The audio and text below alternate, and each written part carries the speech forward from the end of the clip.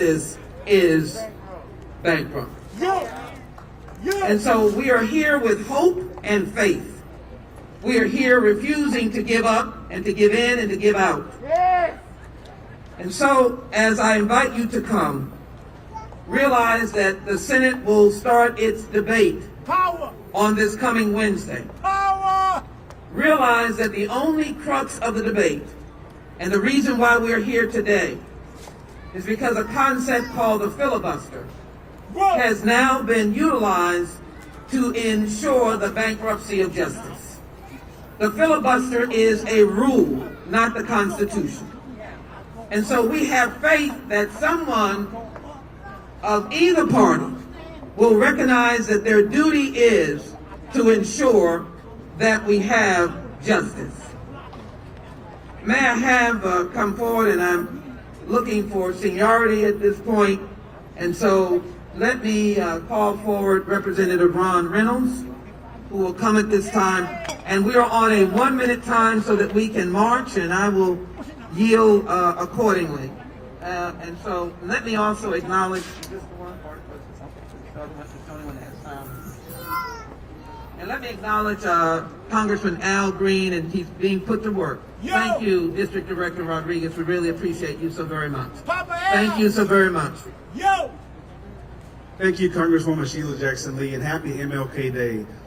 One of the quotes that I think we can all live by, where Dr. King once stated that life's most urgent and persistent question is, what are you doing for others?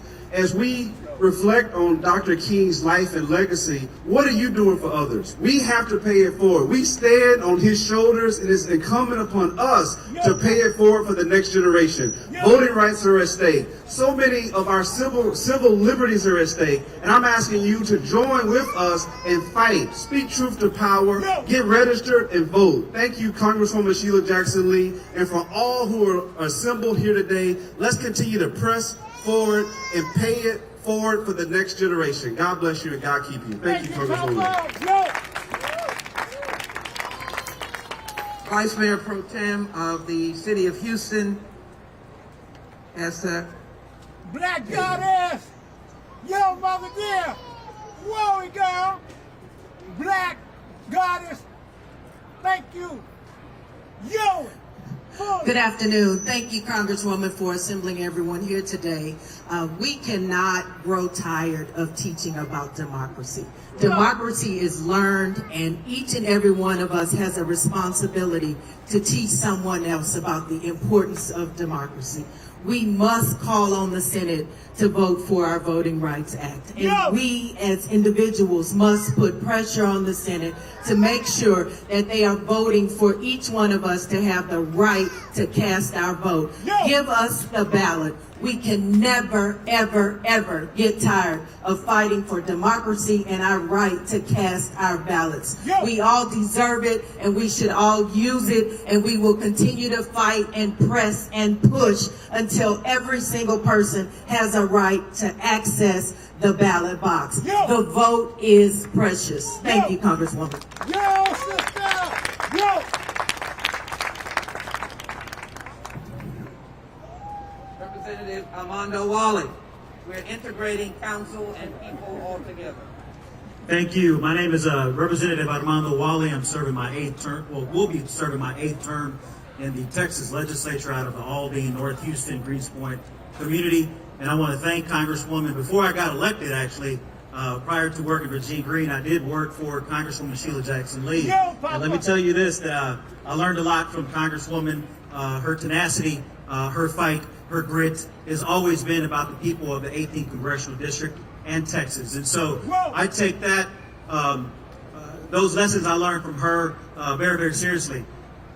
What I want to say also is, when those of us that broke quorum, because not all of us broke quorum, to go to Washington, D.C.,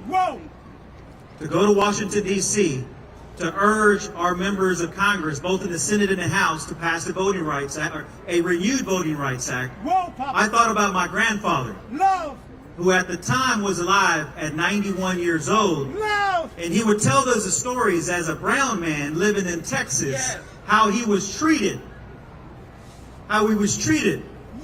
worse than a dog, how he was treated without being able to enter certain restrooms. How about how he was treated, about the lack of educational opportunities for him? He was a union steel worker. He worked at Hughes Tools. He actually helped build this city. He helped build the Sidney Sherman Bridge. And when we were looking at pictures after his funeral, at pictures of him with no harness, welding at the top, at the apex of the Sidney Sherman Bridge, the Houston Ship Channel Bridge, I was reminded of the bridges that he built. The bridges that he built and the bridges that we need to continue to build with our black, brown, and other disenfranchised communities. Chicago. Because Dr. King's struggle was all of our struggles. Next. All of our struggles. And for me, when I got elected, I knew what I wanted to do is to continue his fight. So that the life that he lived as a brown man in Texas, in the South, in the 1930s, 40s, and 50s, that when I took my children to the Lincoln Memorial and put my son, my youngest son, Joaquin, at the foot of where Dr. King made his I Have a Dream speech, I wanted him and my other son, Armandito, not to relive those same atrocities that my grandfather and Dr. King and many others lived through. So I'm here in name of my grandfather, Armando Zamaripa, who died over the summer.